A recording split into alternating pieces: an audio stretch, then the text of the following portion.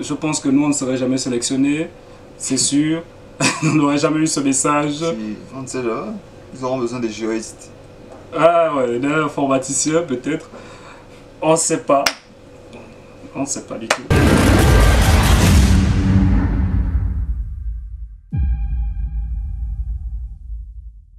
Bonjour tout le monde, ici Mike Kev, votre présentateur préféré en compagnie de Stewart. Yeah, big up. On est debout aujourd'hui, on a un peu décoré pour l'occasion, pour les... Il y a toujours Harley Quinn qui est là. Il y a toujours Harley Quinn qui est là. On a décidé de le faire debout, donc dites-nous dans les commentaires si vous préférez qu'on soit assis ou debout. Si on est mieux assis que debout. Le film dont on va vous parler aujourd'hui s'appelle Greenland ou Groenland, traduction, le Groenland. Ouais, bizarrement, je me suis rendu compte de ça que le titre c'était le Groenland dont il voulait parler. Moi je me suis dit Greenland, c'est quoi Greenland? Donc c'était ça. Groenland pour le dernier refuge en plus, c'est ça le truc directement. Greenland, le dernier refuge. Là bizarrement donc dès le début ça spoil tout. Ça spoil complètement. Donc du coup réalisé par Rick Roman Vogt avec Gerard Butler et Morena Baccarin. Cette fois j'ai réussi à dire son nom. Bon, on va d'abord parler du réalisateur. Il faut savoir que le réalisateur est un ancien cascadeur.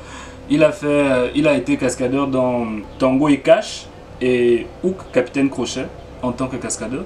Il a réalisé des films comme la chute du président. Ah donc apparemment voilà pourquoi Gerard Butler encore dedans. Oui, encore avec Gerard Butler. La chute du président, qui est une suite de la chute de la Maison Blanche, qui est une suite de la chute de Londres. Il n'a pas fait les deux premières chutes. Hein. Il a fait qu'une seule chute. Je pense qu'il va faire une quatrième chute. C'est lui qui va s'occuper de l'écriture de la quatrième chute. Bon, il va réaliser aussi. C'est encore une chute, hein. C'est bizarre. Ouais. Hein. Il a encore fait une chute. Cette fois, c'est la chute de météorites. Ouais. Et il aime beaucoup les chutes. Bon, il y a aussi un autre film qu'il a fait qui est la chute des cascades, mais c'est bon. Bon, il a fait aussi... il a réalisé aussi un film avec Dwayne Johnson, Infiltré. Je ne l'ai pas encore regardé, tu ne l'as pas encore vu, je pense pas. De toute façon, même les chutes, je ne les ai pas encore vues.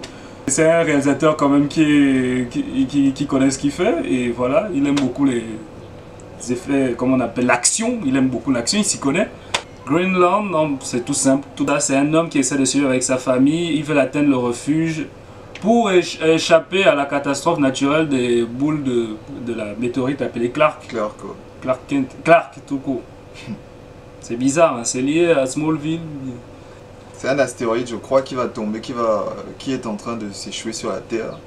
Et les différents fragments de la météorite tombent une à une au fur et à mesure sur la Terre. Certains causent des dégâts minimes, d'autres causent de plus grands dégâts. Et la dernière, en fait, va causer carrément l'anéantissement de la planète tout court. Le thème, c'est surtout les hommes. Comment les gens vont réagir face à une telle catastrophe dans notre vie. Enfin, ils veulent que ce soit crédible. Il a voulu être crédible dans ce film. Déjà, on va commencer par ce que j'aime. J'ai vraiment apprécié comment tout a été mis en scène par rapport à la catastrophe, comment on te présente les événements. C'est un très bon scénario, vous attendez pas à un truc ouf, que voilà, c'est incroyable, un scénario, voilà, donc c'était ça, la catastrophe. Non, tout est expliqué, tout va de A à Z, voilà, tout est bien, tout le cheminement qu'il doit suivre va se suivre. C'est tout ce qui va se passer autour qui est inédit. Le côté crédible et le fait qu'on passe vite sur les histoires des gens, des personnages principaux, c'était bien. On n'est pas venu pour ça. On est venu vraiment pour... S'ils avaient vraiment misé sur ça, le film aurait été vraiment... Dans la majorité des films quand même de catastrophe, quand je vois une bande-annonce sur un film de catastrophe, je ne vais pas m'hasarder sur la vie des personnages quand même au bout d'un moment. Et dans la vraie vie, c'est ce qui se passe. C'est-à-dire que quand il y a un accident, quand il y a une chose comme ça dans la vraie vie, on s'intéresse d'abord à survivre. On s'intéresse vraiment à chercher comment on va faire pour s'échapper de là. Et ils ont respecté ça dans le film. C'est un peu... Faut pas que ce soit comme genre à un moment tu es perdu, ils te parlent d'un autre thème, tu dis mais attends une minute. C'est pas une catastrophe qui est en train de se passer là ou quoi. Au moins là ils allaient directement, par exemple la relation avec le père et tout ça, ça allait vachement vite. Mais Seigneur, quand il a croisé le boss, j'ai cru qu'il y aurait une bagarre. Ouais.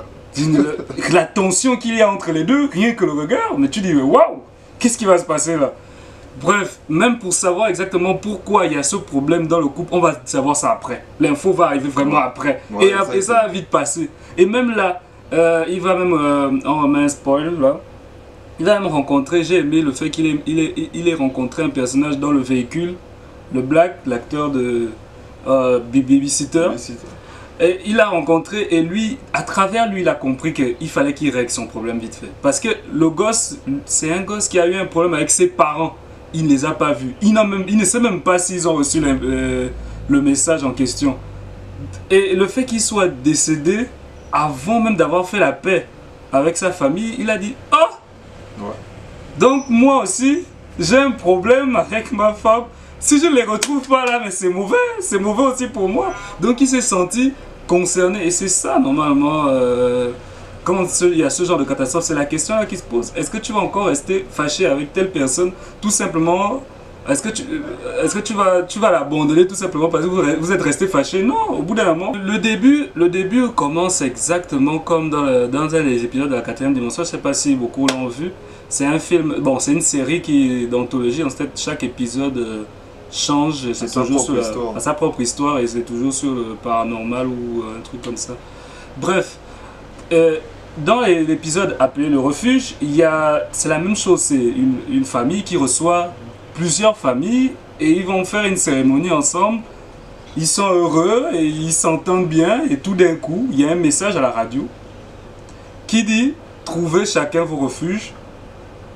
Avant le missile, il y a une bombe, je pense, un missile qui va arriver et qui va tout décimer. Donc du coup, allez vous chercher les refuges. Ils vont tous se dire au revoir, ils vont tous fuir le même moment. Et le monsieur, lui, il a son refuge déjà. Donc il va rentrer dans son refuge. Mais cependant, les autres vont revenir vers lui parce que ils n'ont pas pensé à avoir un refuge. Ils n'ont pas trouvé de refuge. Donc ils vont revenir vers lui et vont lui dire, est-ce que tu peux nous prendre? Nous et les enfants, est-ce que tu peux nous prendre aussi pour entrer dans le refuge alors que le refuge a été fait pour 3 personnes. Donc du coup, dans le film, quand j'ai revu cette scène, j'ai dit tiens, est-ce que le mec ne s'est pas inspiré? Parce que c'est la même chose, le message, il faut 3 personnes, vous partez, maintenant tout d'un coup, eux ils s'en vont, ils espèrent qu'ils seront aussi sélectionnés à la télé, peut-être c'est passé à la télé, ils n'étaient pas là. Et quand ils reviennent vers eux pour leur dire, on n'a pas reçu. Est-ce que vous pouvez nous emmener? Oh non, on peut pas, on a dit 3 seulement. C'est la même chose. J'ai dit, attends, c'est quoi le délire? Le gars s'est inspiré du truc. C'était assez cool. Vraiment, c'était assez cool. Je voulais même cette version de nos jours. Cette version de l'histoire de la 4e dimension de nos jours. Et il l'a fait dans le film et c'était un bon message. La preuve, Stewart l'a aimé.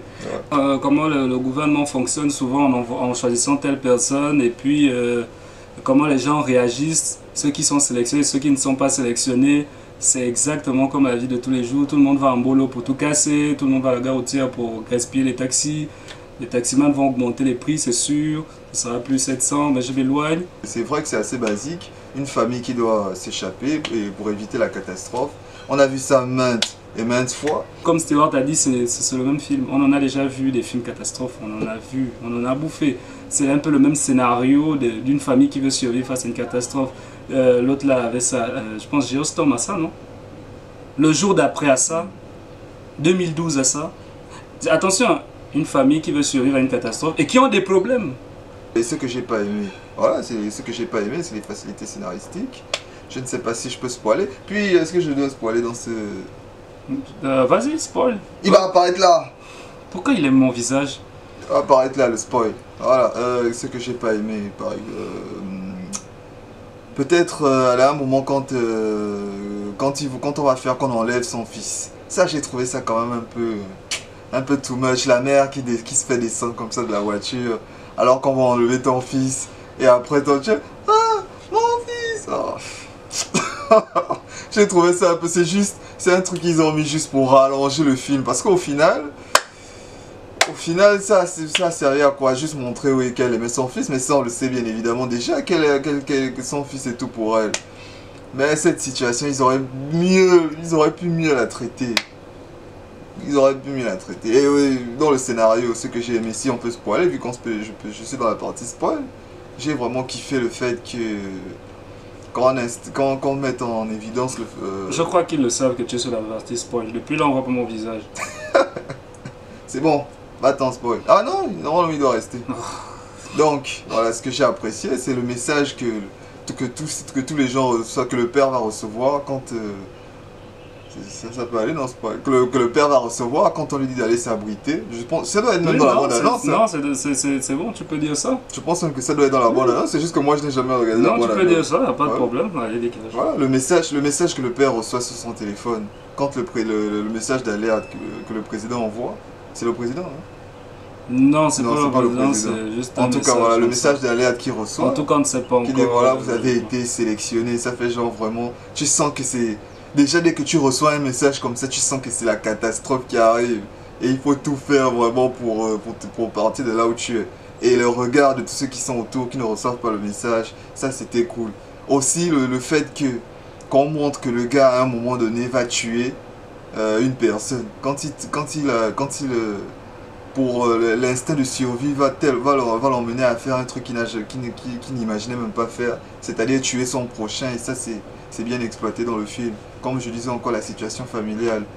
Dès le début, quand ils partent, l'enfant dit mes grands-pères, on le laisse. Toi, tu te dis, bon, c'est juste un mot qui va sortir comme ça. Mais après, on voit le grand-père et il y a tellement un feeling tu as l'impression de connaître vraiment leur histoire depuis le début et ça, j'ai apprécié. Les relations entre les persos sont vraiment efficaces. Bon, c'est juste ça, mais côté catastrophe, on en avait besoin de ces films. Et souvent, c'est ça détend de voir un bon film catastrophe, ça fait du bien et puis voilà, ça fait réfléchir et c'est bon. Maintenant, on passe au niveau acteur. Bah, comme j'ai dit au début, pour moi, je trouve Gérard Butler toujours aussi déchirant. Bon, pour moi, dans tous ses films, il assure toujours. Tu sens qu'il fait le taf dans tous ses films. Et dans la Greenland, c'est encore le cas, même si c'est vrai qu'il joue le gars un peu hirsute et tout, machin. Mais mal alpha. Ouais. Mais je trouve qu'il déchire les émotions. Il a des émotions, se dégage bien, il arrive à bien jouer les émotions. Gérard Butler est de retour encore. Il avait fait Geostorm. Voilà, exactement. Ouais. C'est même ce que je me suis dit, quand encore il refait un autre film de catastrophe et tout. C'est Mais bref, la mode, pour lui, c'est la mode. Pour lui, c'est la mode, vraiment, c'est bizarre. Il aime bien faire toutes les parodies de... Bon, il aime bien être dans les films où on copie un peu du Roland Emmerich. Hein. Geostorm, maintenant Greenland. Geostorm, c'était Independence Day. Greenland, c'est maintenant 2012. C'est chelou. Hein. Gérard Butler, moi aussi je suis d'accord avec Stewart. Et il est la première fois qu'on l'a vu, mais on ne l'a pas remarqué, c'était dans Dracula 2001. Un bon film de vampire, hein, pour moi, un de mes films préférés en vampire. Il joue Dracula, je pense. Il joue Dracula, comme le titre.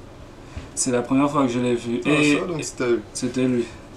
Et du coup, je me rends compte qu'au fil du temps, il a beaucoup aimé les films d'action. Il a surtout été dans les films d'action et il faisait le taf. Il jouait bien. 300, c'était lui. Il jouait aussi bien. Le Spartiate. Il a toujours aimé le rôle du mal alpha, le mec comment on appelle, qui est autoritaire, qui peut prendre... se sortir de tout genre de situation. De tout genre de situation. Et quelque part, ça peut énerver souvent sur le fait qu'il peut se trouver dans une situation dans le film, dans Greenland, parce que vous connaissez, c'est comme si on voyait Jason Statham dans un film catastrophe et on dit il a un problème, il va affronter peut-être cette personne, on dit bon écoute, c'est Jason Statham, qu'est-ce qui pourrait arriver? C'est peut-être ça qui peut gêner, mais c'est... Voilà pourquoi la relation dans la famille passe bien, parce que les acteurs, les trois sont formidables, le grand-père aussi. Voilà, je trouve que au niveau du casting, c'est cool, quoi, ça va, ça fonctionne bien.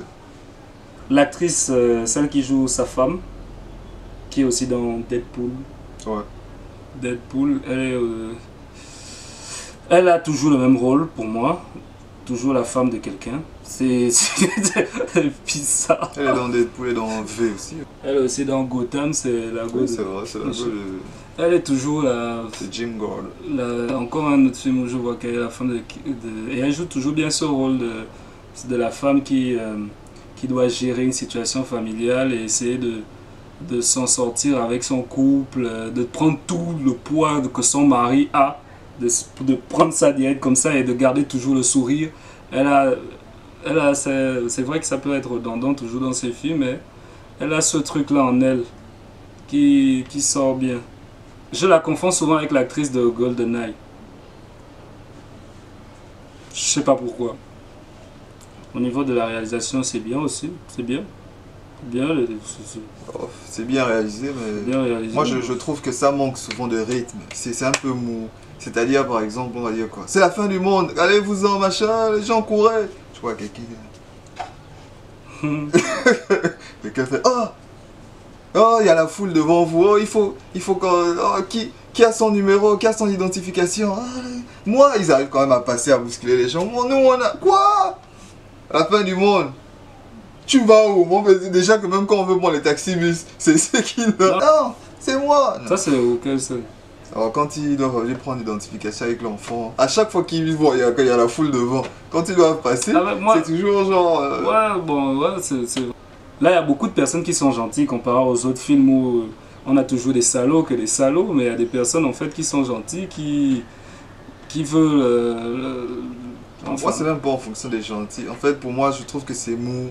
Ça va pas assez. Mais sinon. Ça, c'est pas rapide. Bon, pas rapide, quand tu le suis, c'est à une certaine lenteur. Ça, on dirait presque un téléfilm des fois. Des fois, tu as l'impression que ça peut être. Ça aurait pu être même casé à la limite comme un téléfilm. Mais bon. Bon, maintenant, au niveau des effets spéciaux. Pas beaucoup de grandes explosions, faut pas aussi trop rêver, il n'y a pas beaucoup de ce truc, faut pas aller là-bas en disant que oh je veux voir un grand film catastrophe, tout ça, non, c'est pas exactement ça. Il a voulu miser sur comment nous on va réagir face à ce genre de drame, face à ce genre de catastrophe. C'est ce qu'il voulait faire. Vont-ils réussir? Faut regarder le film. Non, les effets spéciaux, c'est pas ouf, hein. C'est toujours qualifié, ça pour moi ça a toujours l'air d'un téléfilm, hein. Se sont pas fous sur les effets spéciaux et en plus c'est pour cela que tout le film c'est pas vraiment un film à effets spéciaux, un film catastrophe où voilà, tout va péter de partout, non. C'est juste l'atmosphère catastrophe. Éviter celui de la fin là. Ceux qui vont voir la fin, quand vous allez voir la fin, quelle horreur. Fond vert, moi. Seigneur, quelle horreur. Et c'est carrément c'est une copie on dirait moi quand je vois ça m'a rappelé 2012. En fait ils ont même dit que c'est moins cher, ça a été moins cher que Armageddon, ce qu'Armageddon a coûté, ce que Geostorm a coûté, ce que ça s'explique en fait. Pas vraiment un film à effets spéciaux, c'est juste l'ambiance qui c'est comme j'ai dit au début, c'est juste la réaction qu'on a que nous on aurait face à ce genre de catastrophe, c'est tout. Il n'a pas vraiment misé là-dessus, franchement. Et en plus, c'est pas vraiment son... Oh. Il aurait pu faire mieux, mais bon, c'est pas pour ça qu'il a fait ça, mais même si, quand même, il aurait pu faire mieux. Bon, en même temps, avec le budget qu'il a eu, donc... passons maintenant... la musique... La musique... ça fait l'affaire. Bon, ça passe, c'est comment dire, c'est du... le thème préféré des films catastrophes. Quoi. Le film catastrophe, c'est pas comme les films de Roland Emmerich où il a un thème toujours, le jour d'après à son thème, on appelle comme 2012 à son thème. En fait, chacun, quand tu écoutes le son du jour d'après, tu sais que c'est le jour d'après qui est en train de passer. Je sais, c'est Stewart qui aimait le soundtrack là mal. Ouais. Donc, quand tu as terminé de voir Greenland, je vois pas un son. En fait, c'est des sons d'habitude de tous les films de catastrophe, de sci-fi, c'est le même truc, le même délire. On va passer à la note, il n'y a plus rien d'autre à dire. La note, moi je donne 5, hein, 5 ça va, 5 sur 10 pour moi. Ouais, je crois que un 5 aussi ça va, c'est moins. Donc on va dire 10 sur 20. Vous avez vu, non? Il a réussi à compter. Quand c'est 5 et 5, il compte. Mais là, quand c'est pas 5, quand c'est pas un truc simple, c'est à moi de donner. Mais vu qu'il ne veut jamais donner il ne veut jamais donner le résultat, je suis obligé maintenant. Hashtag Sauvons Forest. Écrivez ça. Bon. Donc, merci d'avoir regardé notre vidéo. Likez, abonnez-vous pour avoir plus de nos critiques, plus de nos vidéos des Ambros. Et on fait comme ça. Peace.